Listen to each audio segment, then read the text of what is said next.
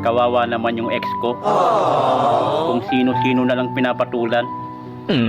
Mapalitan lang ako.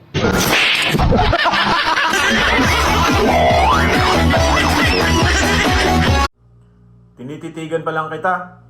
Nabubusog na ako. Ano pa kaya pag kinain kita?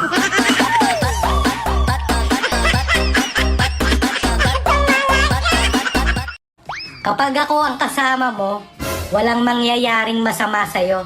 Wow. Masarap meron.